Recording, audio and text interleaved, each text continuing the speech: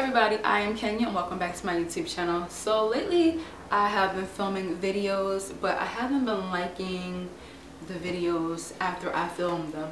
I'm really trying to up the ante on my quality. I need my lighting to be thebomb.com. You know, I need my editing to be better. You know, I'm just trying to do things much better on my channel overall.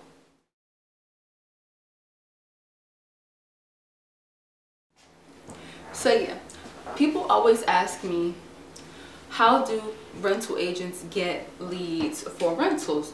Now, first of all, it would be best if you worked in a major city, you know, Chicago, Detroit, New York City, Houston, Dallas. You need to be in a major city to actually be successful at rentals, because if you live in a small town or you're working in a small town where there's mostly one-family houses, it's very suburban or really rural, you're not going to get many leads for rentals. Now, first of all, my broker is a broker who has a lot of rentals, you know, house listings. So if you work for a real estate, you know, agency, you know, or boutique that doesn't do a lot of rentals, you're going to be at a disadvantage. My broker has lots of rentals. She has pages of rentals. She has so many people that come to our office, you know, that work with her personally, that need to rent out an apartment. So that's how I get my rentals, you know, my leads is basically from my broker. Secondly, you can get them on your own. Say, for instance, if I know someone that lives up the street from me who owns a 3-family house and they want to rent out their house, and they're like, hey girl, can you help me rent out my house? I'm like, yes, I can. So typically when I get listings from my broker, we split the commission. But when I have my own, you know, rental listings, I get a higher percentage of the commission than my broker gets. And thirdly, if, you know, I meet a client, say for instance, and they tell me they want a 3-bedroom, 2-bathroom, duplex apartment, this, that, and the third, and I go on the MLS and I look for these different apartments, and say for instance I take them to like different developments or apartment communities, those, you know, leasing agents, they take my information down when I go to their properties, and then I start getting, you know, emails from large developers. Hey, if you rent out our apartments, we will give you a broker's fee up to 1 month's rent. So, you know, I work in northern New Jersey, and a lot of the luxury, especially in Jersey City, Hoboken, rentals could be up to like $5,000. So if someone is willing to, you know, pay me the broker's fee of $5,000, and I keep majority of that, and then the less of that goes to my broker, I mean, that's a pretty good deal. And, you know, with listings like that, if, you know,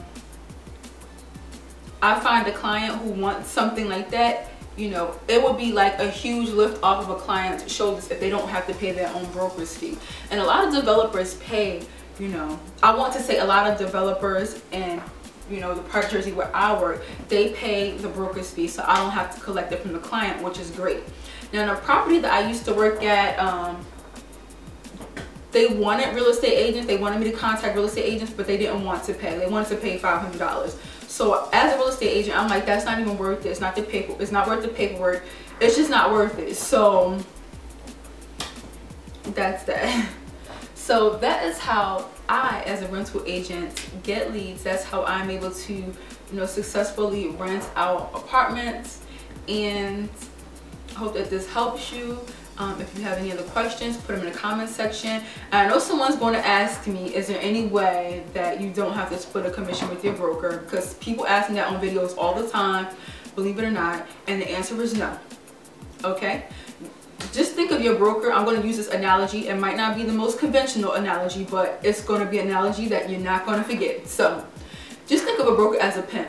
Every time a pimp, you know, has his girls that work for him, and every time those girls go out and work and get money, a percentage goes back to the pimp. That's the broker to real estate agent relationship, basically. Okay. So unless you become a broker yourself, you're always going to have to pay, your broker will always get commission from your rentals and your sales. So that is that. So with that being said, I want to thank you for coming to kick it with me today. Click the subscribe button down here somewhere before you exit my video, and I will see you guys in my next YouTube video. Toodles.